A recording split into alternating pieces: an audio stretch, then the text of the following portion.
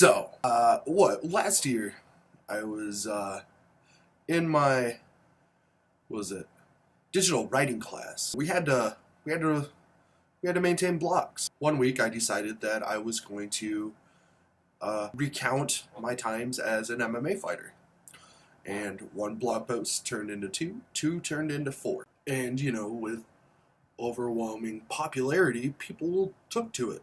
People really enjoyed those blogs. That being said, I decided like a few months ago that I wanted to go ahead and turn it into a YouTube show.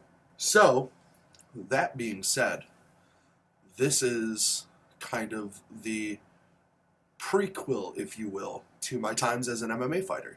This is the time, or what should I call this? My life as an MMA fighter. Here we go.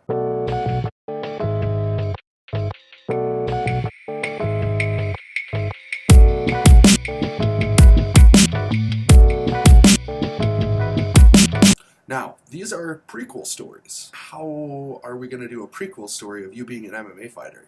Aha! I was actually an amateur boxer.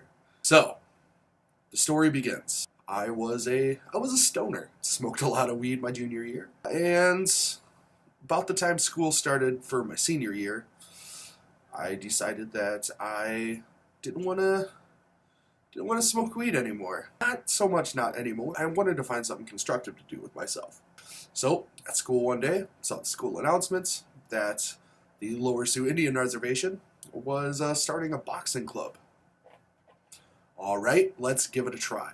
I'd been in 2 fist fights before all this happened.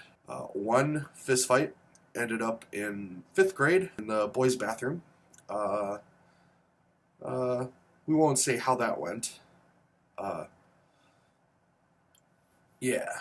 So me and a couple friends decide that we're going to go check this out. Sign up. The next day we go into practice. Boxing coach says, you know what? We got a practice fight for you.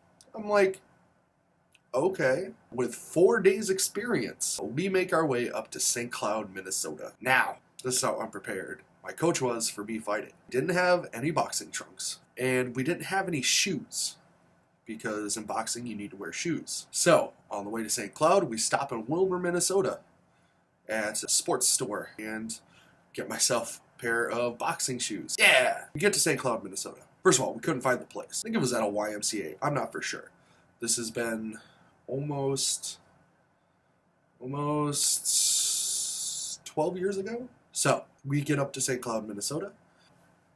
No big deal. I'm weighing in at about 270, 280 at this point. Of course, weigh in. Go relax for a little bit. We've been in the car for about 4 hours now. So, as I'm sitting there, all I know about my opponent is that his name is Eric Lamb. So I am scouting every fat ass that walks through that door. In the back of my mind, I'm just thinking, please, please God, don't let it be a muscle-bound gorilla. Don't let him be some beefed up, jacked up specimen. And then Eric Lamb shows up. I will never forget that name. Eric Lamb's about 6'3", 6'4", jacked at 260. As I see him enter, I'm like, please, Lord, don't let this be my opponent. I'm begging you. Please, don't let this be my opponent. As he's weighing in, the person who is conducting the weigh-ins points at me. Immediately, I look down at my feet, and I'm like, shit. Gentleman walks over to me, introduces himself as Eric Lamb. And I'm like, hey man, my name is Jesse. I'm your opponent this evening. Shake his hand. He was like, all right, man. Well, hopefully we get to chat later. I was like, all right. He walks off, go about our business. My coach, about halfway through the event, realizes that I still don't have any boxing trunks to fight in. So him and the assistant coach go scrambling around trying to find me some boxing shorts. Lo and behold, who is the only person in my size at the event that has an extra pair? Eric Lamb. So my coach comes back to me and he was like, hey, Eric has an extra pair for you. Go find him and then go get changed. Okay.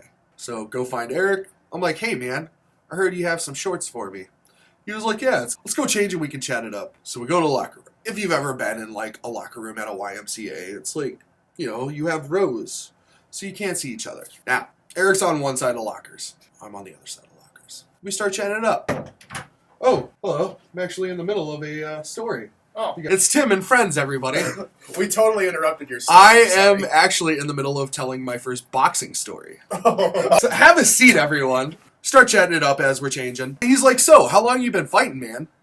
I'm like, well, I'm on about 4 days training. He was like, wait, seriously? I was like, how long have you been training and fighting? Because my coach told me that you have only been fighting for about 10 months. He was like, no, I've had about 50 fights. I've been fighting for about 6 years now. I was like, huh? He's like, yeah, I don't know where your coach got this information from. But, yeah, no, I've been fighting for about 6 years. Oh, God, please don't kill me in there tonight. He's like, don't worry, man. I'll take it easy on you. Co-main event in St. Cloud, Minnesota. Now, if you guys have never been to St. Cloud, Minnesota, it can be kind of rowdy there. That crowd was rowdy. That crowd did not like me. I'm just a chubby little fat guy. What did I ever do to you guys? Fast forward. I'm in my corner. He's in his corner. Bell rings. Walk forward. Touch gloves. I have to back up for this. Get my boxing stance. Throw a jab. He bats it down. Throw another jab. Bats down again. All right, I'm going to go for a 1-2. So I throw out the jab again. He bats it down and punches me in the face. And I don't remember anything after that.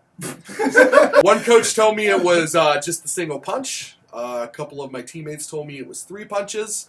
One person in the crowd told me it was 5 punches. Next thing I know, I am in my corner, tape taken off of my gloves, and I look up at my coach and I'm like, what happened? You got knocked out, son. Thanks, coach. So that's my first story.